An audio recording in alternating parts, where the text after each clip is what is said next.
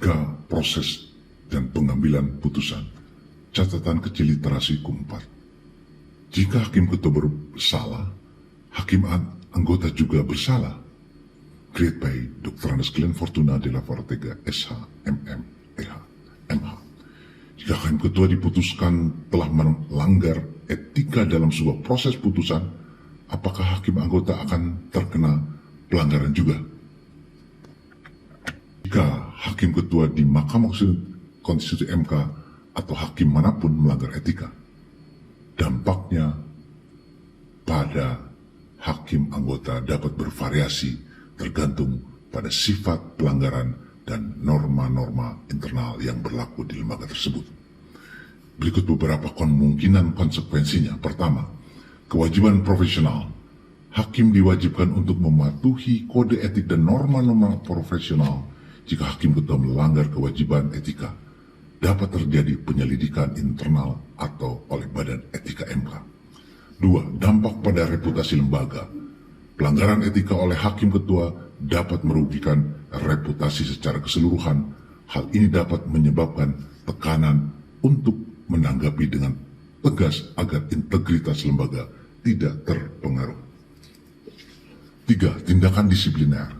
Jika ditemukan bahwa hakim ketua melakukan pelanggaran etika yang serius, dapat diambil tindakan disipliner termasuk sanksi atau pembekuan dalam kapasitas kepemimpinan.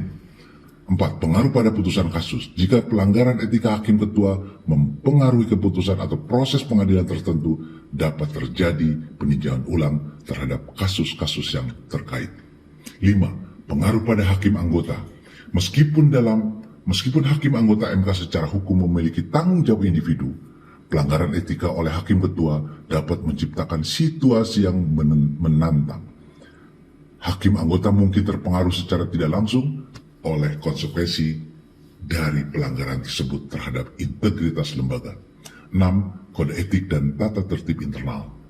MK biasanya memiliki kode etik dan tata tertib internal yang mengatur perilaku hakim. Pelanggaran dapat diatasi sesuai dengan prosedur dan ketentuan yang diatur oleh aturan internal tersebut. 7. Pemecatan atau pensiun. Dalam kasus pelanggaran etika yang serius, termasuk tindakan yang dapat dianggap melanggar hukum atau melanggar prinsip-prinsip keadilan, bisa jadi ada pemecatan atau pensiun dini dari jabatan hakim. 8. Reformasi internal. Jika pelanggaran etika mencerminkan masalah sistemik di MK, mungkin diperlukan reformasi internal untuk memperbaiki prosedur dan sistem pengawasan. Setiap kasus akan dinilai secara individual dan proses hukum serta sanksi yang diambil tergantung pada serangkaian faktor, termasuk tingkat pelanggaran, dampaknya, dan norma-norma internal yang berlaku di lembaga tersebut. Penting untuk menekankan bahwa hakim anggota biasanya dianggap bertanggung jawab atas tindakan dan keputusan sendiri, dan sanksi tidak selalu berdampak pada mereka secara langsung, kecuali jika mereka terlibat dalam pelanggaran etika yang serius.